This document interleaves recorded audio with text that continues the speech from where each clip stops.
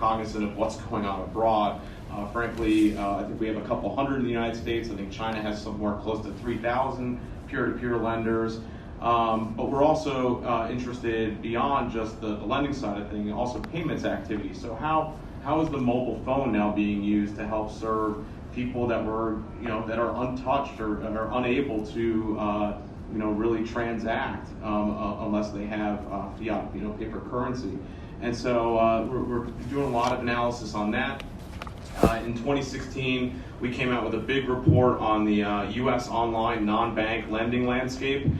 This was in response to the U.S. Treasury, who came out with their marketplace lending report, which only examined 15 firms. And frankly, I scratched my head and said, you really can't make policy decisions by looking at some of the biggest players in the space. There's a lot more models out there, very differentiating models and services. So put this together a report.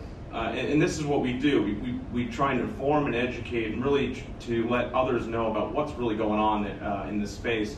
And just, Daniel, if you give me a couple more seconds, what we have coming down the pipeline is, one, we have a big insurtech landscape. That space is seeing a heck of a lot more investment out there, both in the U.S. and abroad. We've analyzed about 104 insurtech platforms around the world. The second thing we have coming out is a regulatory sandbox report. We had a 2-hour call with the FCA in April of this year, basically presented them with 25 questions on their FCA regulatory sandbox, and we're like, how does this thing actually function, and what does success look like, right? And the last thing I'll say, and when Daniel was talking about different regions and what we've seen, I think it's really interesting being on the kind of the front lines of this since 2014.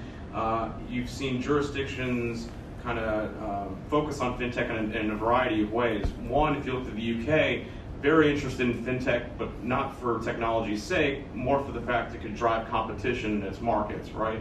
I think if you look at the Middle East right now, here is an effort to really stand up our financial services system, diversify our economy, very involved in that in this space right now. If you look at Asia, and particularly Southeast Asia, here's an opportunity to drive financial inclusion and meet some of these UN goals in 2020 or 2022, I forget exactly when. But nonetheless, there's different focuses around the world, and I think that's an important point to point out, and sorry for taking so much time. No, that was great, thank you. So Alex, I'm going to come to you. So you're a venture capitalist, you're an investor in emerging technologies. What's your approach to investing in emerging technologies? And then, what's your current thesis in terms of areas of fintech that seem exciting or ripe to you from an investment perspective? Thank you. Obviously fintech is a big space, and so, as investors, we've tried to come up with, at least high-level ways of thinking about, what are attractive opportunities and what are the interesting, innovations that we should be trying to support with capital. And I think, there's sort of four main trends that we've identified in the market that we've that are often present in the same opportunities. They're not sort of mutually exclusive. But I think, hopefully some of these will sound familiar to you, and I'm sure they will. One is in new marketplaces. So, whether that be in, actual, exchange type technology that's emerged for new types of digital assets, to the making of markets by disintermediating, those that have traditionally controlled access to certain things. And I'd put, marketplace lending or peer-to-peer lending into that category. But there's a lot of others. So that's one, marketplaces. The second one, which is really important, is rewiring financial infrastructure. It's sort of another theme that we look to invest in. Those tend to be, based on the name, more into the actual infrastructure side of things. For example, creating newer low-cost financial rails to move money is a good example of that, or new kinds of regulatory technology that can change the way financial institutions do their compliance. A third is data and analytics enabled businesses, and that's a big point, as Jackson said. But companies that have that as one of their main core competencies are very attractive to us.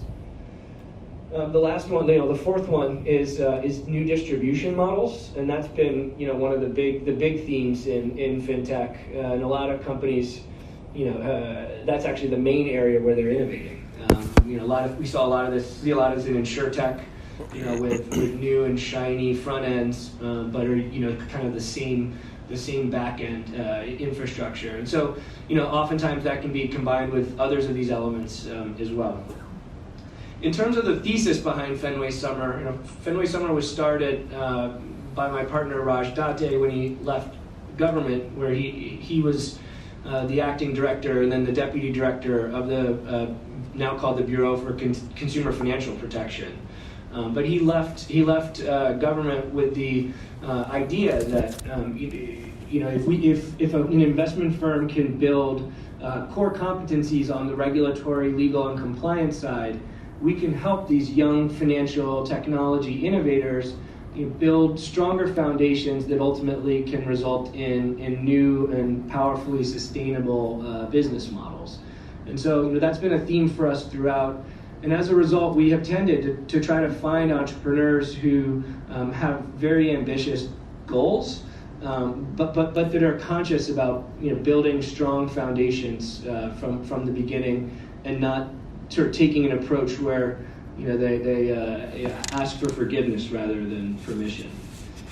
And in terms of particular areas of interest, this is the most fun part from my perspective, and certainly be interested in your all's perspective as well on this. But things that are of interest to us right now include businesses that have a strong counter-cyclical element. So just based on where we think we are in the economic cycle.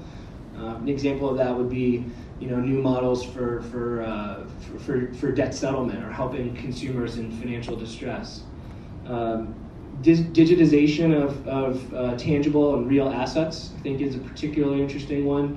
And what kind of companies are going to be the winners in creating liquid markets where it's traditionally been very illiquid.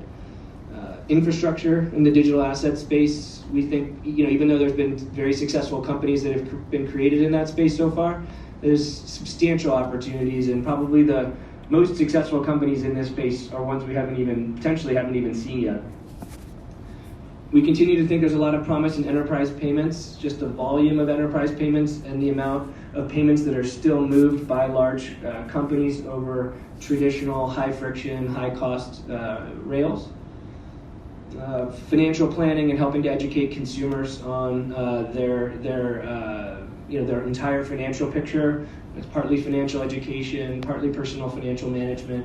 I still think there's a long way to go in helping consumers and small businesses better manage their financial picture. And then the last thing I'll say, which is obviously a big issue in our country, are fintech companies that can remove friction from the healthcare system.